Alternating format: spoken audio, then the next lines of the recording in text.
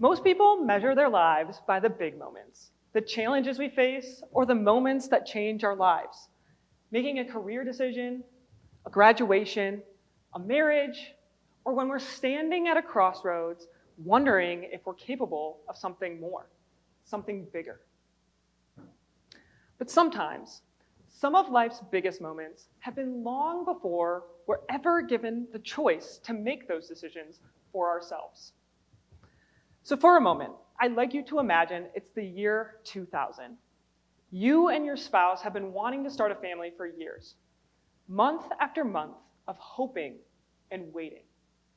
Until one morning, it finally happens. You look down and you see 2 pink lines. Overwhelmed with emotion, you hug each other, you laugh, you maybe even cry a little. One of the best days of your life has just begun.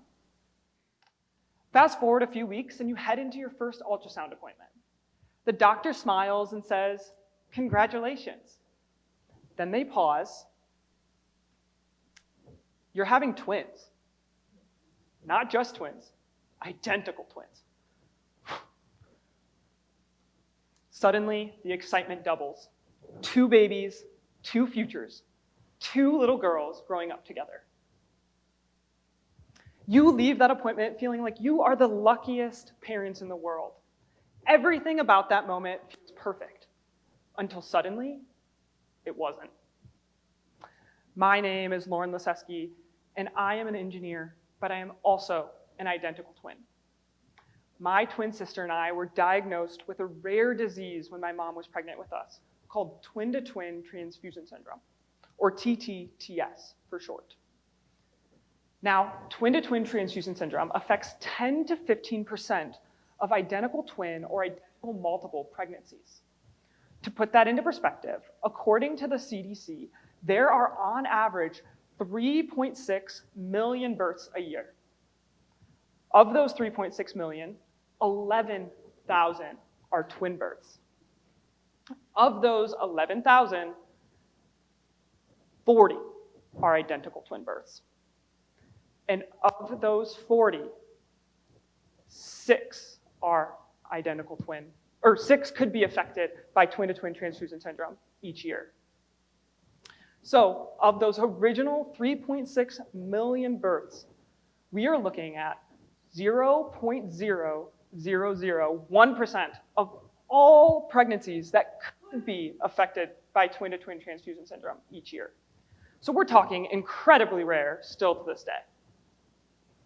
Now, in short, twin-to-twin transfusion syndrome is essentially an uneven transfer of blood and nutrients shared between identical twins.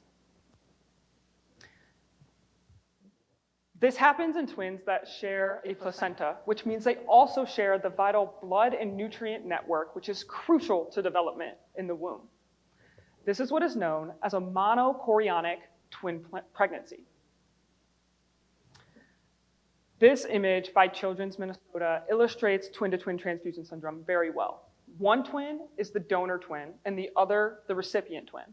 The donor twin gives away more blood and nutrients than they receive in return, and the recipient twin receives too much blood and nutrients, which can have harmful cardiovascular repercussions. Now, this disease and this diagnosis were devastating to my parents. A disease so bleak that doctors recommended our life was not worth living. A disease giving us almost no hope, that doctors couldn't provide any for themselves. And a disease so rare that in the year 2000, when searched on Google, one article came up. One option was all my parents were given shortly after hearing such a devastating prognosis. So they read that one article, and they found the one doctor of 2 in the nation who was actively researching this disease. They called him, and again, a prognosis so devastating that even he was unsure of taking on our case.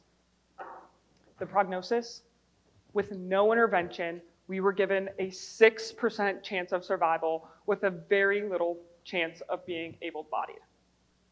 Essentially, a lost cause, as most would see it. But Dr. Quintero called my parents back and said, "If you can get to Florida by tomorrow, I have an appointment waiting for you.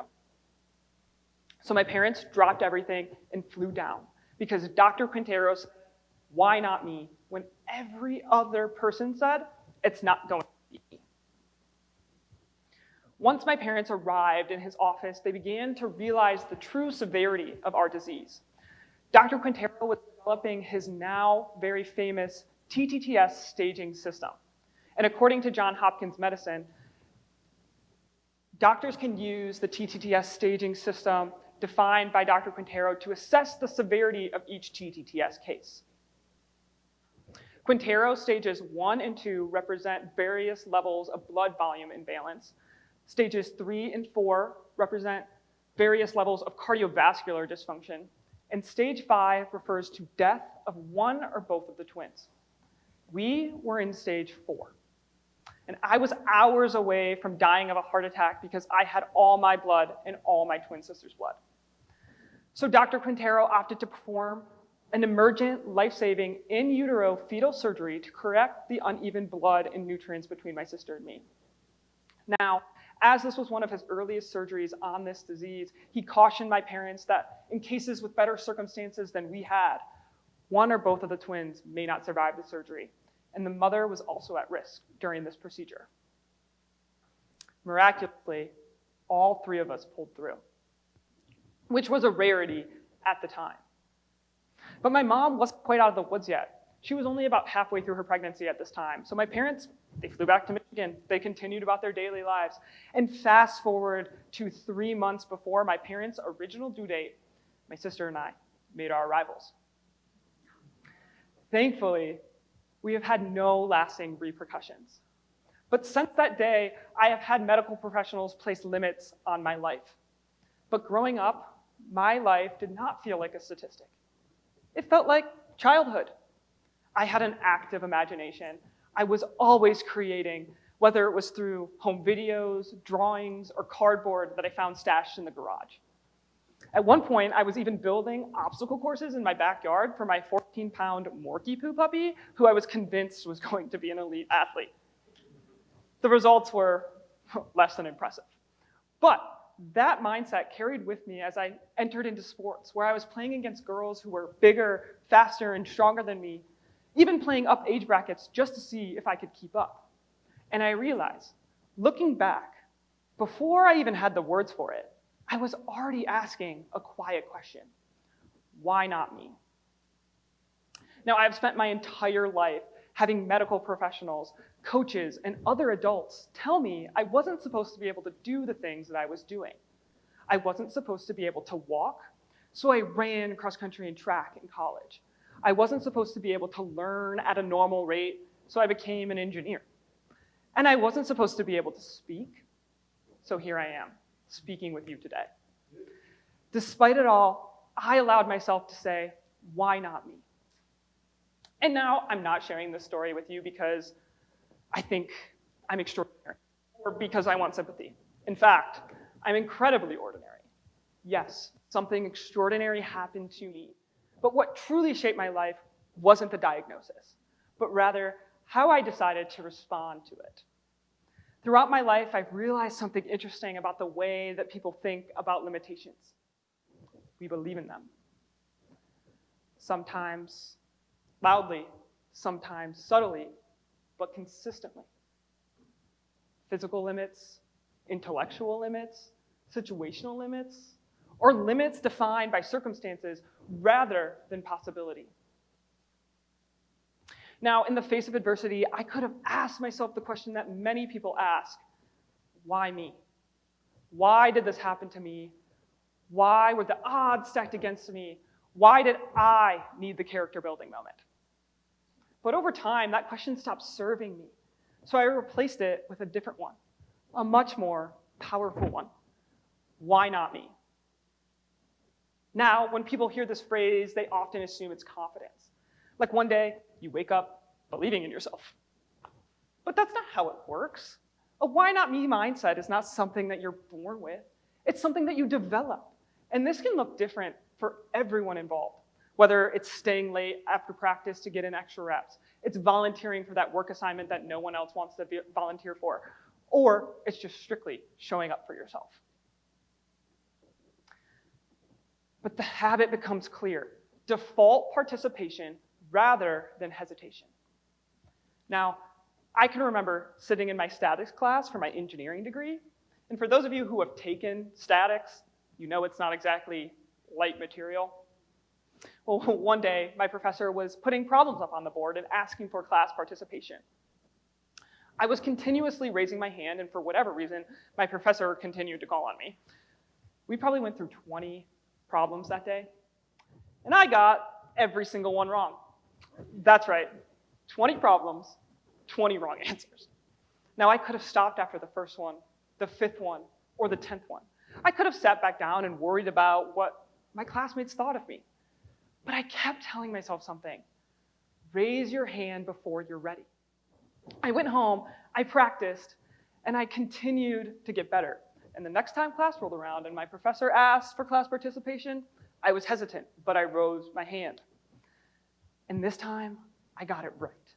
And it felt amazing. Now, confidence isn't born in those big moments. It's born in the tiny acts of courage that we repeat until courage becomes normal. So then another tool that I use when I feel that fear or hesitation creep in is I'll ask myself, what's the worst that can happen? And I write it down. Try it next time. Usually the answer is embarrassment, rejection, or trying again. None of which are life-ending outcomes. But the interesting thing about fear is the longer we sit in that hesitation, the louder it becomes. But when we act, we interrupt that fear loop.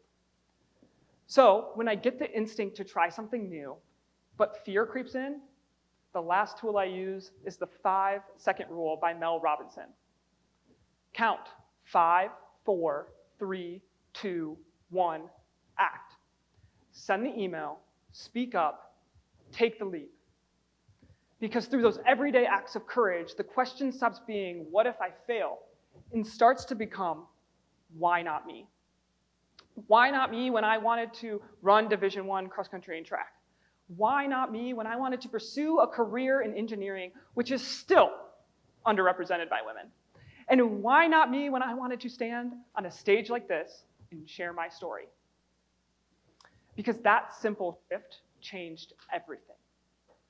Because statistics can describe a population, but they cannot define an individual.